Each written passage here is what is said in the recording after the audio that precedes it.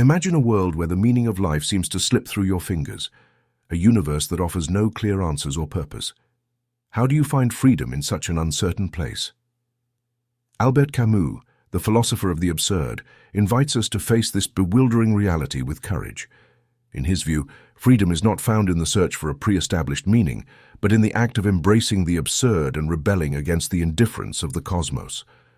In this philosophical journey, we will discover how Camus teaches us to live fully in a world without certainties, how to find our own truth amidst the chaos, and why, to be truly free, we must learn to create meaning within freedom itself. Get ready to explore the philosophy of the absurd and unlock a form of freedom like you've never imagined before. Albert Camus was a 20th century Franco-Algerian author and philosopher, one of the most provocative thinkers of his time. He is best known for his novels, including The Stranger, The Plague, The Myth of Sisyphus, The Fall and the Rebel, and won the Nobel Prize in Literature in 1957. His philosophy is considered a part of the absurdist school of thought, which posits that humans exist in a purposeless and chaotic universe, a concept Camus explored in many of his novels. Camus's central theory is that one should embrace the absurdity of life as a simple fact, without falling into despair. This ability to embrace absurdity means being free. According to Camus, there are two types of freedom: common freedom, defined as the ability to choose between different options, such as deciding whether to take a glass of water from the table or not, and absurd freedom, which is the ability to live a life without inherent meaning. For Camus, absurd freedom is true freedom. In a world devoid of meaning, individuals may discover they are free to do whatever they wish, while still being fully responsible for their actions, without legitimate pressures from others, society, or anything else. By reaffirming the power that comes from an inner freedom, we, as individuals, create our own meaning in life. To help you understand how to become more free, here are 7 life lessons from Albert Camus' philosophy. Believe in freedom. Camus said that thinking about the future, setting goals and having preferences all assume a belief in freedom, even if one occasionally feels that freedom is lacking. For Camus, freedom is closely linked to his concept of absurdity, the realization that life is meaningless and it is futile to search for meaning. Once someone learns to face the absurd, they are freed from illusions and false beliefs. Accept change. If we are unwilling to recognize the absurdity of life, that the universe has no meaning beyond what we assign to it, we cannot be free. Our minds will be closed and unable to open to the true reality of life and to new possibilities. For example, imagine you are a professional runner who suffers a serious accident and is now in a wheelchair. You might believe that your life no longer has meaning because you can no longer run. But the truth is, it never had meaning beyond what you gave it. Create your own meaning. Now that the old meaning is no longer relevant, you are free to create new meaning. Perhaps you could turn to adapted wheelchair sports, write about your experiences, or train the next generation, or do anything else that brings you joy, even if it is outside the world of athletics. Actively engage in life, commit more proactively to your life, set goals, and make concrete plans for the future. This creates meaning. To do this, we need to believe in freedom. We must stop seeing ourselves as victims of genetic inheritance, financial circumstances, the quality of our education, how we were raised, the country we live in, or the people who have hurt us. While you might not be able to change much about your circumstances, through your actions you can still find a kind of mental freedom by imagining a better future for yourself. For example, if you live in a poor neighborhood, blaming the government for not helping more or believing you had the misfortune of being born there won't help much. This does not mean those things are untrue. They may well be. But to improve your mental state, you must at least see yourself as a free person. Once you view yourself as free, you can act accordingly. Perhaps you can get involved in improving your neighborhood's living conditions, or create a support group with others in similar situations. You may not always be able to act in line with your desires, but having the right mindset, seeing yourself as capable of anything, can greatly improve your happiness, no matter how small the steps may seem. Fight for freedom. According to Camus, freedom is not a gift bestowed by the state or a leader, but something that must be earned every day through personal effort and collective action. For Camus, freedom is not a privilege granted by the government or any authority. It is a state of being, a right for which you must fight every day. It's not enough to believe you are free. You must act as a free person. We need to learn to express our opinions and help others do the same. Today, there are still many countries where expressing a sincere opinion can land you in prison or even lead to death. In these countries, authoritarianism prevails, and Camus considered there to be nothing worse than authoritarianism. After World War II, Camus witnessed the spread of communism across Eastern Europe as a countermeasure to capitalism.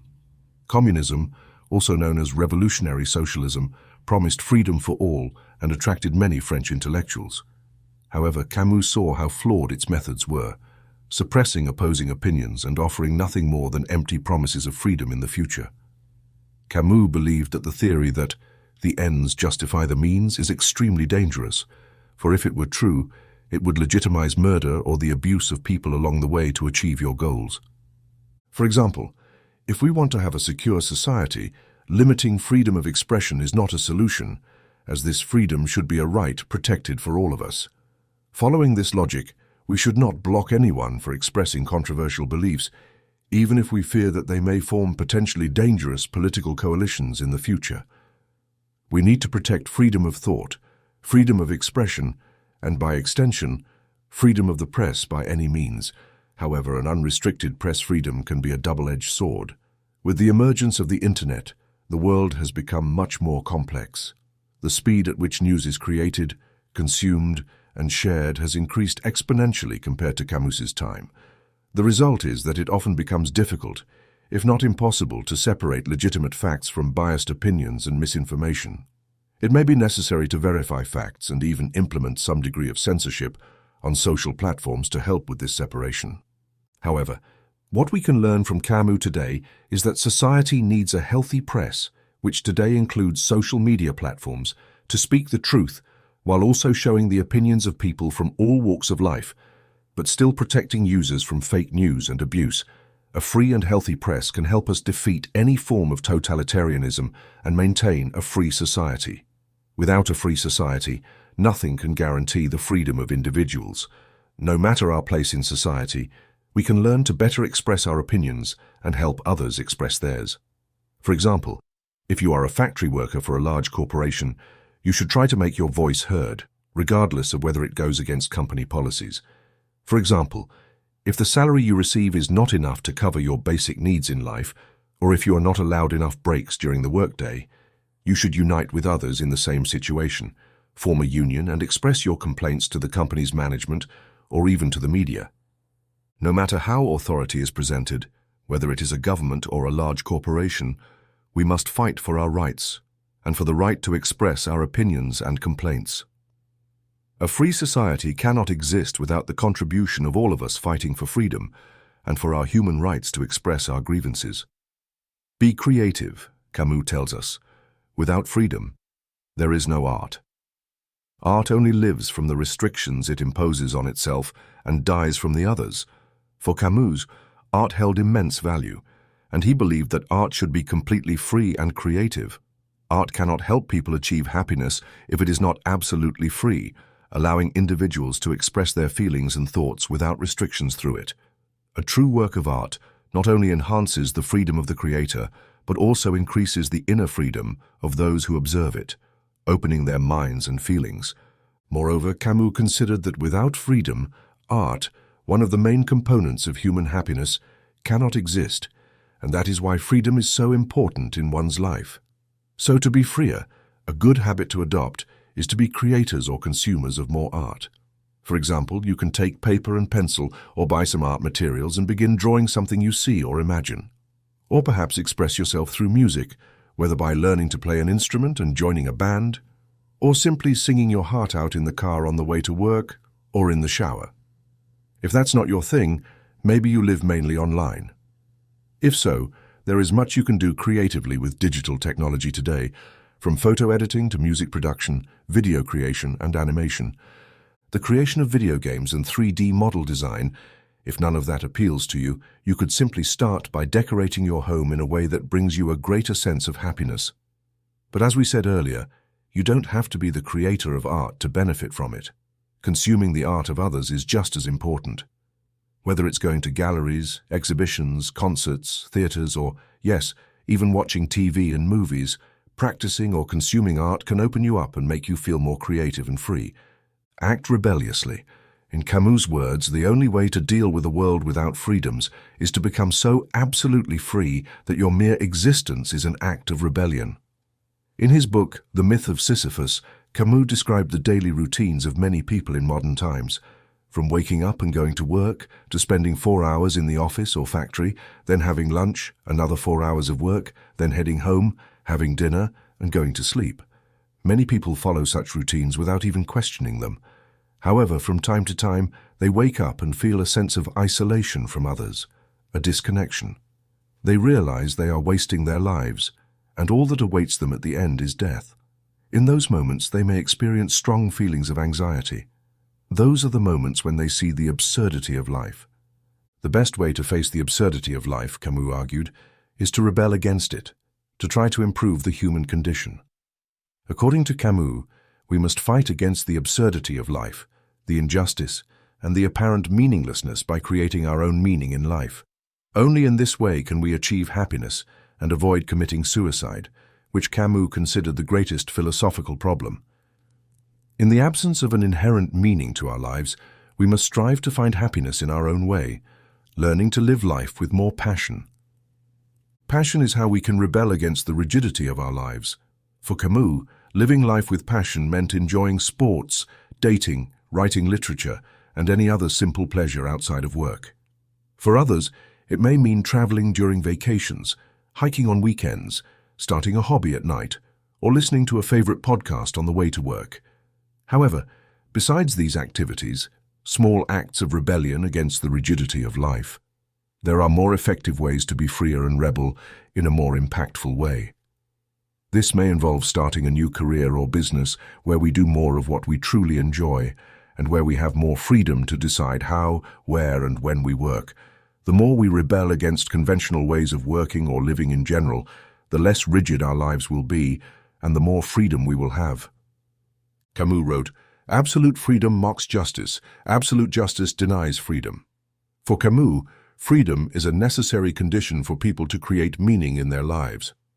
However, Camus was not an anarchist, someone who supports a society without a governing body, without authorities, or a libertarian, someone who advocates for a minimal state with little intervention in the free market or the private lives of citizens. For people to be free, the society in which they live must also be free, and to ensure a free society, we need justice. To create a fair environment in which everyone has the opportunity to be equally free and find meaning in life for themselves, there must be a balance between freedom and justice. There is a fine line between them, and we need to find a balance so that we do not have too much of one at the expense of the other. In his essay, Reflections on the Guillotine, Camus expressed his opinion on the death penalty. He was strongly opposed to the idea that the state had the right over an individual's life and death, and thus he fought for the abolition of the death penalty.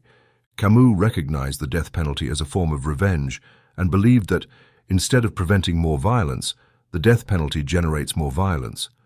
On the opposite end, it may happen that when people have too much freedom without restrictions, some of them may come together to form political coalitions based on eliminating that freedom, which can become so powerful that it changes the country's laws, resulting in a less free and even undemocratic society. Therefore, we must ensure that the laws that secure a democratic and just society are never cancelled.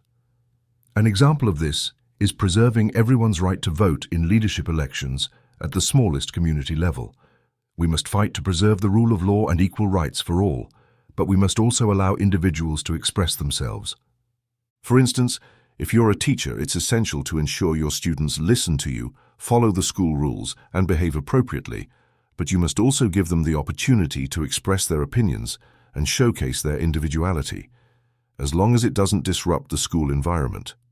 In doing so, as contributors to society, we should always strive to maintain a balance between freedom and justice.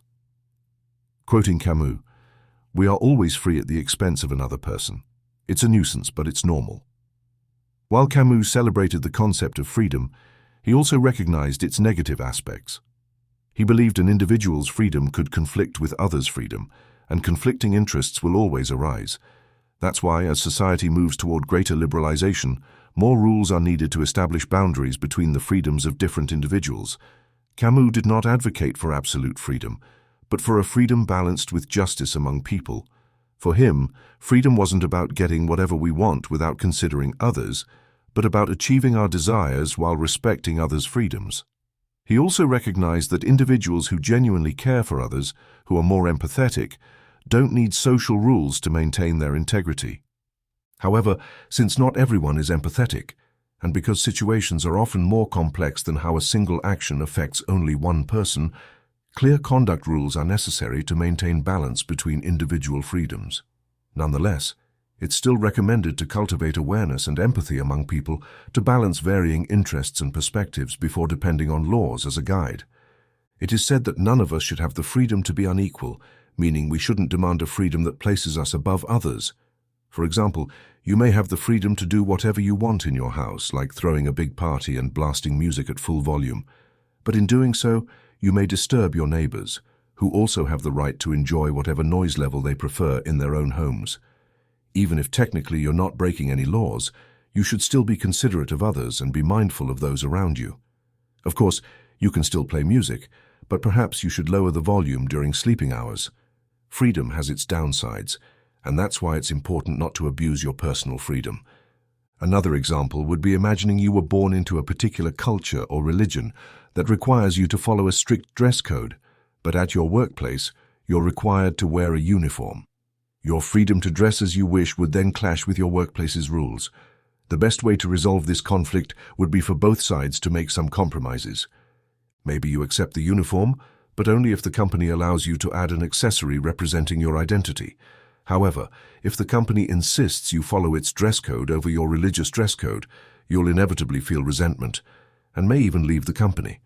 On the other hand, if the company gives everyone complete freedom to wear what they like, the brand may suffer, affecting the overall success of the business. In every situation, we must strive to find a balance between our personal interests and the interests of others and the community we belong to. We don't live in isolation, and the freedom of those around us is just as important as our own. Our final Camus quote for this video is, "Freedom is nothing but an opportunity to be better." What Camus understood by freedom was mainly the absurd kind of freedom, the freedom that arises when confronting the absurdity of life. Camus described 3 ways to resolve the conflict between life's lack of meaning and the desire to find one. The first is physical suicide. You take your life because you conclude your life is worthless, but there's no logical reason to kill yourself if the universe itself is meaningless. The second is philosophical suicide, through religion or other forms of faith. You abandon reason, which prevents you from experiencing life authentically. Finally, one can simply accept the absurdity of life and deal with it by learning to cope with this conflict. By doing so, you'll experience absurd freedom. Once you realize the universe is meaningless, you're free to give it the meaning you choose. You're free to set any goal you believe you can achieve.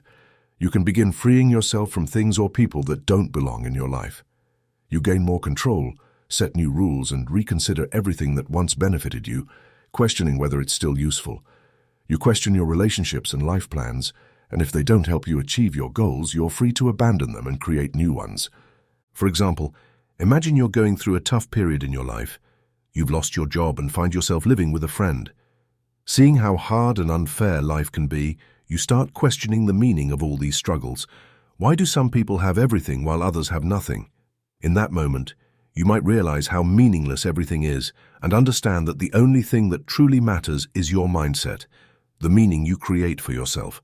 By looking within, you can discover a new kind of freedom where the power to change your life lies. Returning to our example, you could view this period of your life as a test to prove you can survive and start anew on a fresh path. You might see it as an opportunity to develop new skills and become stronger than ever. Afterwards, you could convince yourself that everything will improve simply by changing how you see the situation and giving it a new meaning. You could even consider yourself luckier than others because you had the chance to face such a challenge and learn and grow from it, while they did not. Freedom is and always will be a journey of continuous self-improvement. If you enjoyed this video, Make sure to check out our full playlist on life philosophies and watch more videos to help you find success and happiness through ancient philosophical wisdom. Don't forget to subscribe. Thank you very much for watching.